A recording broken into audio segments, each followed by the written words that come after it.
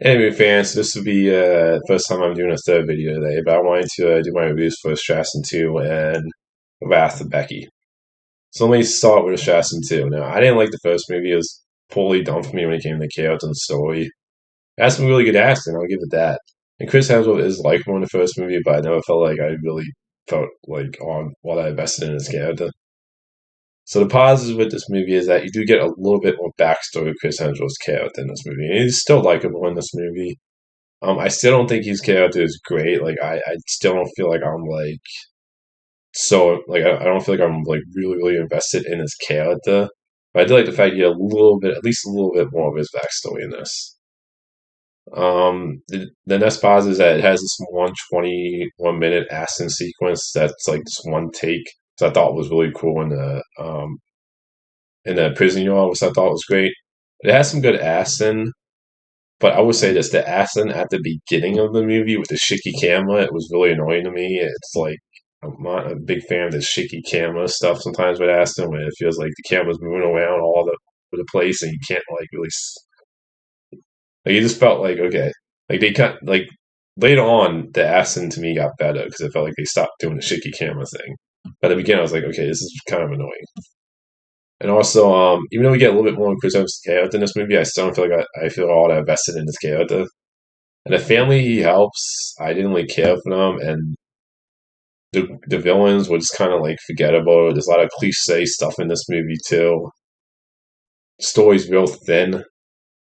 And I understand this is more of a throwback action movie, but I'm somebody that likes my action to have like at least some story and character in this, so it's not just like what's annoys me. And another thing with this movie is that the family helps the mother has a son. She has two kids in the movie, a daughter and a son who's older. I found the son to be an annoying character. He makes some decisions in this movie. I'm just like, I just made him just not likable personally to me. So overall, it's like overall, I didn't really enjoy this movie. I mean, for me, I'm not going to check out the third one. I can understand why some people like these assassin movies if you're just looking for like fun action movies. But at the end of the day, for me, it's like I'm somebody that prefers story, character, dialogue, and tone with my action. Like I just don't want it to be just a bunch of action where I just feel like I'm not really like enjoy like where I feel like nothing towards the story and characters. So overall, I didn't really enjoy this. I thought this was kind of another poor movie. And there's even a montage at the beginning where he works out and he's like back to healthy condition, which I thought was kind of silly.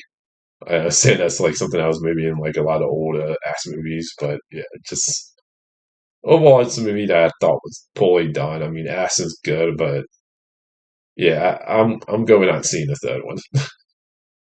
I wouldn't personally recommend it, but if you're somebody who likes the first one, I would say I can understand why you would check it out. If you're somebody who loves throwback action movies, I can see this working for some people, but for me personally, two for two with this franchise for me. The next thing I want to talk about is my Wrath of Becky review. Now, I enjoyed the first Becky movie. It's not really a movie that I love, but I enjoyed it. I thought it was fun. The negatives with this movie is that it starts off a little slow. The actress Becky does a great job, as she does in the first movie.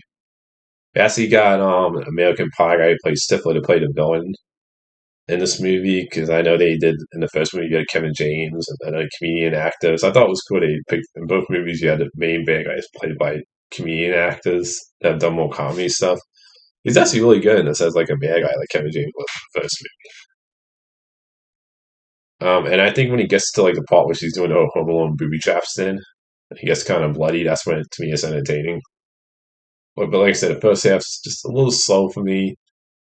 I think there is some stuff in this movie, politically, when it comes to the Brotherhood group that is put together because they hate. Because from what I get, it seems like the whole thing is they hate women. I thought it was there's gonna be some stuff in this movie politically that people are not gonna like. I thought it was funny, but I can totally see this being a movie where the storyline pisses off some people. So let me just say that. Like, it's one of those things where I'm like, I can see this storyline pissing off some people. But like I said, the accent's good when the accent gets going. Um, and overall, I had fun with this movie. I thought the Wrath of Becky was. I kind of felt about this movie how I felt about the first one. They're fun movies. This isn't a great movie. It's not one I will go like see a second time in theaters. It's not one I would feel like the need to go back and watch again. But if you're looking for like an entertaining, all the way over the top movie for a girl like killing bad guys, then I'll recommend check it out. I think you'll have fun with this movie. It's not great. It's not one that's going to stick with me afterwards. But I had a fun time. So that's it today, movie fans. Until next time.